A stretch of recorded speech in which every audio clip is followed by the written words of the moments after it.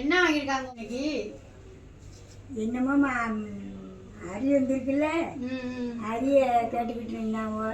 என்னமோ நெத்திலி மீன் வாங்கி பொரிக்கணும்னு சொல்லிக்கிட்டு இருந்துச்சு. காலையில் இருந்தது சுழிச்சுக்கிட்டு இருந்தேன். அப்படியா? காலையில் வந்தது. அப்புறம் கறி எடுத்தாந்து பிரியாணி போடுவோம்னு நினைக்கிறேன். பிரியாணி தான் அவங்க போடுவாங்க, பிரியாணி போடுவாங்க. பிள்ளைங்களுக்கு எல்லாம் பிடிக்குது, எல்லா பிள்ளைங்களுக்குமே எல்லாம் பிடிக்குது. எங்க வீட்டுல எனக்கெல்லாம் சுத்தமா அது இறங்காது. எங்க வீட்லயும் எல்லாருக்கும் பிடிக்க மாட்டாங்க, எனக்கு சுத்தமா இறங்காது. அதனால குழம்பு வச்சோம்னா எல்லாரும் ஆளுக்கு 2 சாப்பிடலாமேன்னு குழம்பே வச்சிடுறது. ஒவ்வொரு நாளைக்கு இடையில பிரியாணி செய்யறது. இப்போ காலையிலேயே அம்மா எங்கே வந்திருக்காங்கன்னு பார்த்தீங்கன்னா, எங்கள் பையன் கொஞ்சம் ஏதோ கையில் ஏதோ சுளுக்கு, நான் ஏதோ வெயிட்டுக்கு தூக்குனதுல ஏதோ சுளுக்கு ஏறிட்டு, அவங்க இதில் ஒன்றையும் ஃபேமஸ் கிடையாது. கையில் சுளுக்கு வலிக்கிறது, அப்புறம் சின்ன பிள்ளைங்களுக்கு குடல் தட்டி விடுறது, அதெல்லாம் எல்லாமே செஞ்சாங்கன்னா சூப்பராக சரியாக போயிடுங்க. குடலெல்லாம் ஒரு 3 வேளை தட்டி விட்டாங்கன்னா அவ்வளோ சூப்பராக சரியாக போயிடும். ஏன்னா வெயிட்டு தூக்குனதுல ஏதோ சுளுக்கு ஏறிட்டுன்னு சொல்லி 2 நாளாக கையை தூக்கவே முடியலை. அதனால இப்போ வர சொல்லி வலிச்சு விட்டாங்க. அதோட வண்டிக்கு போயிட்டாங்க, பையன் வண்டி எடுத்துட்டு போயிட்டாங்க. அதுக்காக வர சொல்லியிருந்தோம். இப்போ சாயந்தரமும் ஒரு வாட்டி வந்து வலிச்சு பாருங்க. பார்ப்போம், வலிச்சிச்சுன்னா வந்து வலிச்சாங்கன்னா கொஞ்சம் இதமாக வலிக்கையில் சுளுக்கு இருந்தால் அது எடுபட்டு போயிடும். ஆமாம், சுளுக்கு இல்லைன்னா அது இதுதான் பார்க்கணும். அது நரம்பு கண்டுபிடிக்க முடியாது.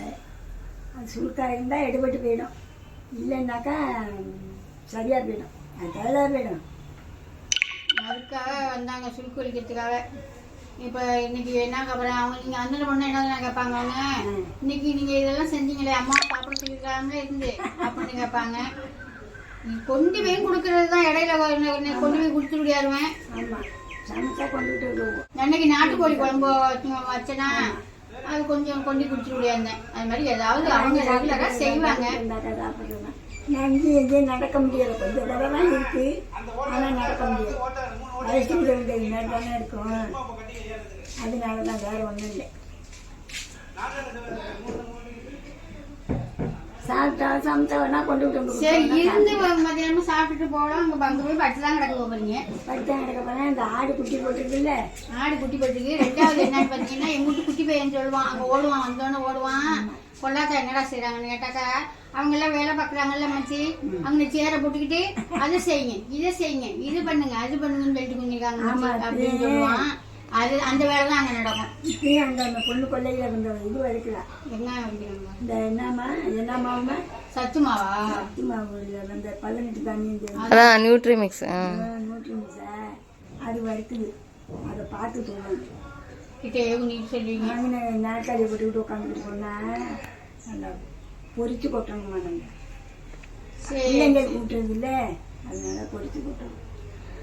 நம்ம என்ன வாங்குறேன்னு எனக்கு ஒரு ஐடியாவுமே வரலைங்க. இப்போ காலையிலேருந்து என்ன பண்ணேன்னா தட்டை செஞ்சேன், அப்புறம் என்ன செஞ்சேன், கொஞ்சோண்டு ஓலை பக்கடா செஞ்சேன். இது செஞ்சு முடிச்சுட்டு இப்போ கடைக்கு 2மே நாளைக்கு தான், அவ்வளோதான் முடிஞ்சிச்சு. நேற்று சாயந்தரமாக கொஞ்சம் செஞ்சுட்டேன், அதனால இன்னைக்கு கொஞ்சம் காலையிலே வேலை கொஞ்சம் ஈஸியாக முடிஞ்சிட்டு. இப்போ போய் என்ன வாங்கிட்டு வரேன் என்னன்னு நம்ம போய் வாங்கிட்டு பார்க்கலாம். மார்க்கெட்டுக்கு போயிட்டு வந்துட்டேன். வந்து பாதி வேலையுமே முடிச்சுட்டேன். என்னன்னு பார்த்தீங்கன்னா, கையில் பெட்டி போட்டுக்கிட்டு இருக்காங்க, அதனால சிக்கன் வாங்கிட்டு வந்தேன். இப்போ சிக்கனை தாளிச்சு விட்டுட்டேன், அது இறக்கவே போகிறேன். அந்த கண்டிஷனுக்கு வந்துட்டு சாப்பாடும் வச்சாச்சு, அப்புறம் டீ போட்டு குடிச்சாச்சு, அப்புறம் முட்டை அவிக்க வேண்டியது இருந்துச்சு, எல்லாம் வச்சாச்சு. இன்றைக்கி நான் வந்து ஒரு புது மீன் எடுத்துருக்கேன். இது ஒன்று தான் நம்ம எப்படி செய்கிறதுன்னு பார்க்க போகிறோம்.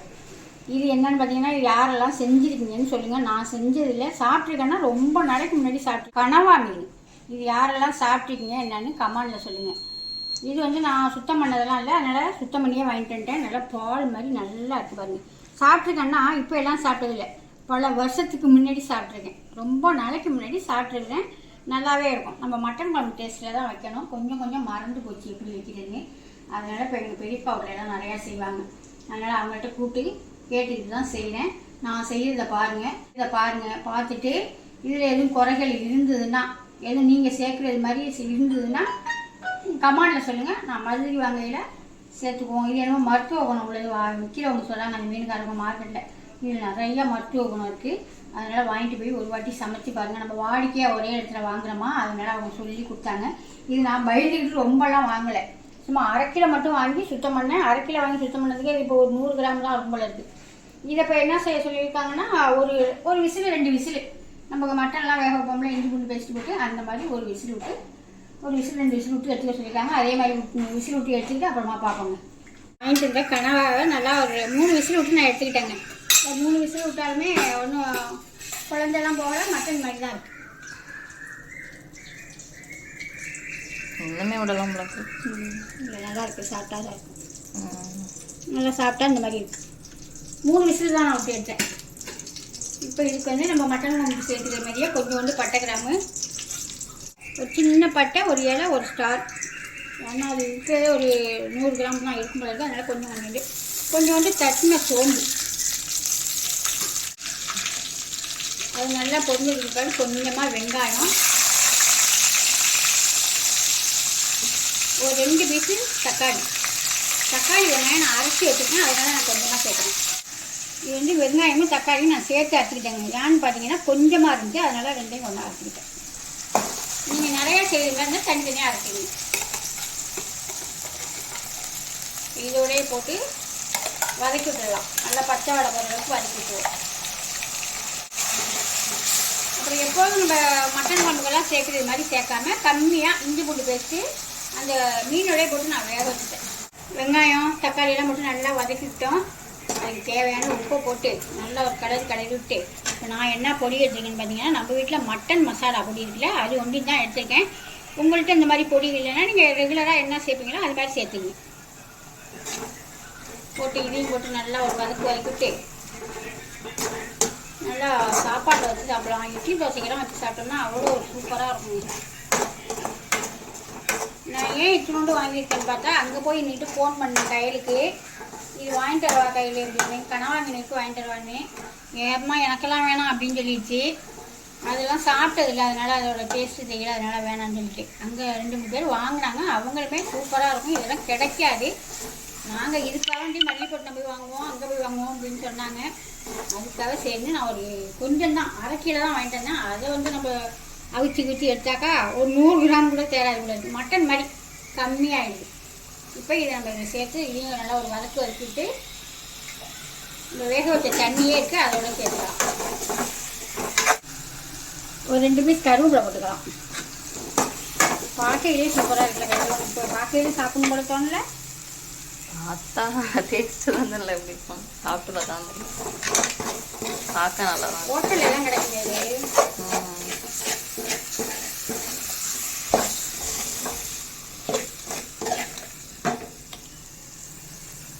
சூப்பராக இருக்குல்லங்க. வேக வச்ச தண்ணி இருக்குது, அதையும் சேர்த்து நல்லா சுண்ட விட்டுருவோம். நிறையவே இருக்குது தண்ணி. சூப்பராக நல்லா சுண்டி வந்துடுச்சுங்க.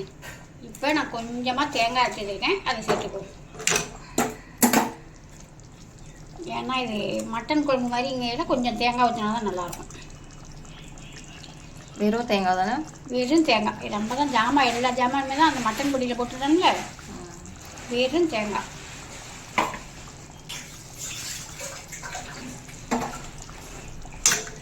நேற்று சண்டே சமையல் இல்லையா, ஆவணி ஞாயிற்றுக்கிழமை விட்டால் ஒன்றுமே செய்யலை. ஞாயிற்றுக்கிழமையே போகவே மாட்டேன்னுச்சுங்க. அவ்வளோதாங்க. தேங்காயெல்லாம் சேர்த்தாச்சு, தேவையான உப்பும் சேர்த்தாச்சு. சூப்பராக இருக்குது. வாயில் வச்சு பார்த்தேன். இப்போ நம்ம நல்லா இன்னும் கொஞ்சம் வச்சு வரட்டும், இறக்கிட்டு பார்ப்போம். எல்லாமே சமைச்சு எடுத்துகிட்டு வந்துட்டாங்க. இப்போ சாப்பிட்லாமா? இங்கேருந்து பார்த்துடலாமா? சுட சுட சாதம். நம்ம புதுசாக செஞ்சுருக்க கனவா மீனுங்க. சூப்பராக இருக்குது. சாப்பிட்டு பார்த்தா ரொம்பவே அருமையாக இருக்குது. நீங்களும் இது மாதிரி ஒரு வாட்டி செஞ்சு பார்த்துட்டு எப்படி இருக்குன்னு கமெண்டில் சொல்லுங்கள். நான் எதுவும் குறையா செஞ்சிருந்தேன்னா அதையும் சொல்லுங்கள் கமெண்டில். அப்புறம் சிக்கன், எல்லாருக்கும் பிடிச்ச சிக்கன் கிரேவி. சூப்பரான சிக்கன் கிரேவி. நான் தனியாகவே வைக்க மாட்டேங்க, இந்த மாதிரியே வச்சு பழகிச்சா, அதனால் இந்த மாதிரியே வச்சு சாப்பிட்டுக்கிது. சோத்துலையும் போட்டு சாப்பிட்டுக்குவாங்க, தொட்டுக்கிட்டும் சாப்பிட்டுக்குவாங்க. அப்புறம் தான் ரசம் இருக்குல்ல, தக்காளி ரசம், அதனால் அந்த மாதிரியே வச்சுக்கிறது. நீங்களாம் எப்படி வைப்பீங்கன்னு சொல்லுங்கள். சூப்பரான தக்காளி ரசம், அப்புறம் முட்டை அவியல். இவ்வளோ தாங்க இன்றைக்கி நம்ம வீட்டில் மத்தியான சாப்பாடு. உங்கள் வீட்டில் தான் என்ன சாப்பாடுன்னு கமெண்டில் சொல்லுங்கள். அது ஒரு சூப்பரான வீடியோவில் நாளைக்கு பார்ப்போம். பாய்.